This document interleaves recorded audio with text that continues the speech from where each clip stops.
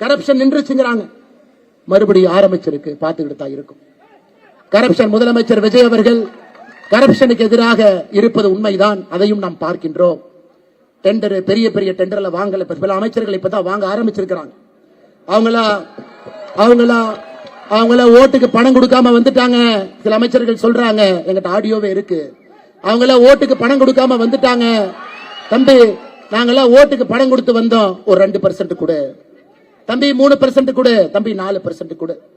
இது முதலமைச்சர் விஜய் அவர்கள் கவனத்திற்கு இப்பவே கொண்டு வர்றாங்க ஐயா. ஒரு வருஷம் கழிச்சு நாங்க பிரச்சனை பண்றதுக்கு முன்னாடி நீங்க எப்படி இருக்கிறீங்க, அதை உங்களுடைய அமைச்சர் பெருமக்களுக்கும் அதை வலியுறுத்துங்க. நேர்மையான ஆட்சி. நீங்க நேத்து சுதந்திர தின உரையில் சொன்னீங்க, தமிழகத்துல கரப்ஷனை நம்முடைய காலத்துல ஒழிப்புங்க ஐயா. நம்முடைய காலத்துல டிவிக்கு இருக்கட்டும், இந்த பக்கம் வீதி லீடர்ஸ் இருக்கட்டும், நம்முடைய காலத்துல அந்த கரப்ஷனை ஒழிப்பு நம்மால் முடியும். செய்து கொடுக்க துணிந்தவர்கள் நாம் இங்க இருக்கின்றோம். ஆட்சி அதிகாரத்துல யாரும் உட்கார்ல. இங்க இருக்கிறவங்க யாரு எம்எல்ஏ இல்ல, யாரு எம்பியா இருந்ததில்ல, யாரு மந்திரியா இருந்ததில்ல. அதை சொல்வதற்கான முழு தார்மீக சுதந்திரமும் பொறுப்பு நமக்கு இருக்கு. அதனால கொஞ்சம் கடிவாளம் போடுங்க ஐயா, லூசு விட்டுறாதீங்க. கொஞ்சம் சனிக்கிழமை ஞாயிற்றுக்கிழமை ரிவ்யூ மீட்டிங் எடுங்க. 2 நாள் விடுபடுத்தீங்கன்னா அதிகாரிகளுக்கு அமைச்சர்களுக்கு குளிர் விட்டு போயிடும். அதையும் கொஞ்சம் பாருங்க, கண்ட்ரோல்ல வைங்க. குதிரைக்கு எப்பொழுதுமே கடிவாளத்தை கொஞ்சம் லூசா விட்டுட்டீங்கன்னா குதிரை வலது பக்கம் இடது பக்கம் போகும். மக்கள் உங்கள் மீது பெரிய நம்பிக்கையோடு அந்த இடத்தை கொடுத்திருக்கிறாங்க.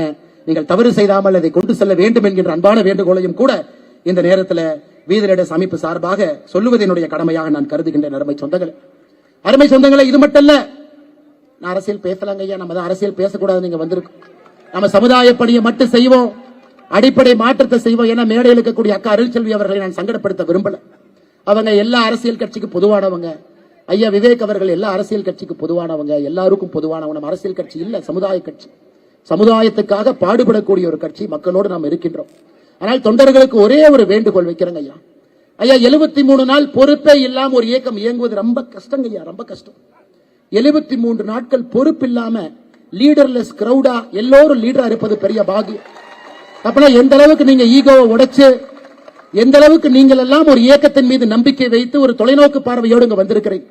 அதனால நமக்குள்ள சண்டை வேண்டாங்க ஐயா. இது நம்முடைய வாழ்க்கையில ஒரு முறை கிடைக்கக்கூடிய வாய்ப்புங்க. எல்லாம் ஒரு பால்ல 6 அடிக்கும், ஒரு முறை கிடைக்கக்கூடிய வாய்ப்பு. கொஞ்சம் ஈகோவுக்கு இடம் கொடுக்காம எல்லா பகுதியில் இருக்கக்கூடிய இளைஞர் பெருமக்கள் எவ்வளவு வேலை இந்த ஒரு மாசத்துல எந்த எதிர்பார்ப்பும் இல்லாம பண்ணிருக்கிறீங்களா, எத்தனை வேலை செஞ்சிருக்கிறீங்க.